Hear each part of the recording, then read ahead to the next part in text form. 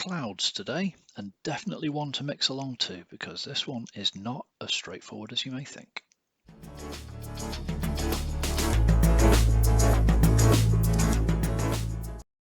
Hi, welcome back. So I've been wrestling with some cloud colours this afternoon. I thought I'd share the pain, frankly. So we've got some absolutely classic landscape colours going on here.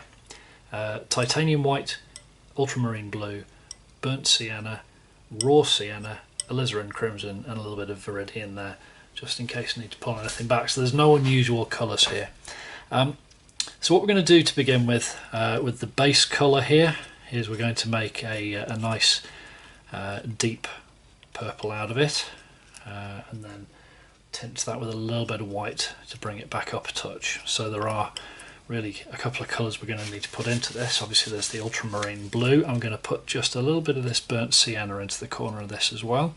Now, burnt sienna is going to give us a lovely deep colour.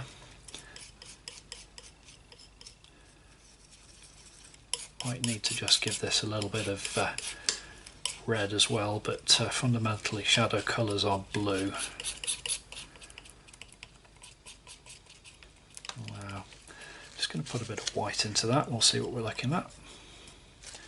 Don't want to put too much in though.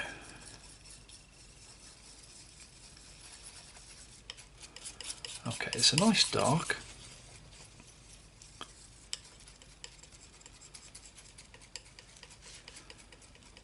No, it's not too far off. Now I'm actually going to put a little bit more blue back into that.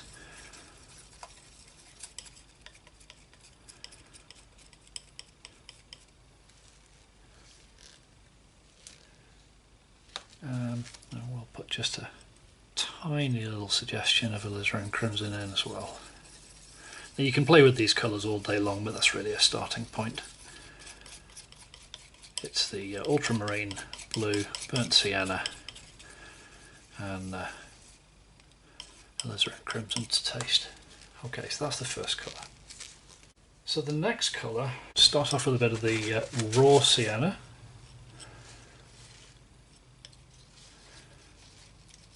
That's a nice bright colour. So I'm going to mix into that a tiny little bit of the alizarin crimson. Same thing again, bring in what you need. This is going to be very, very pink.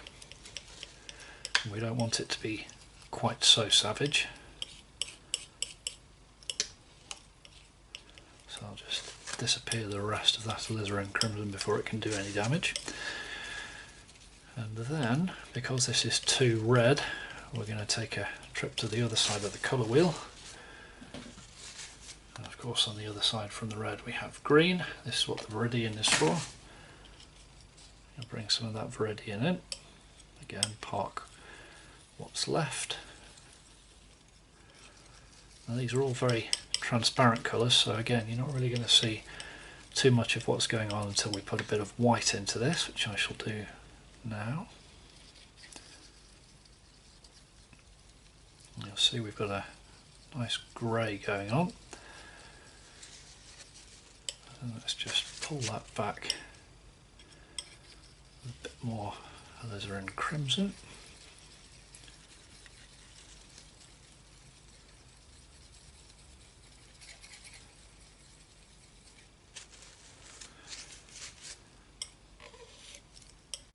I think just for good measure I'm going to put a little bit more burnt sienna out as well.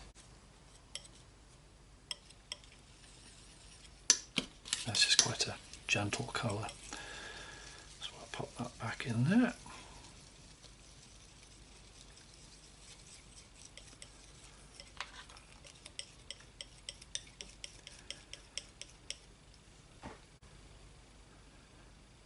Again, you can play with these all day long.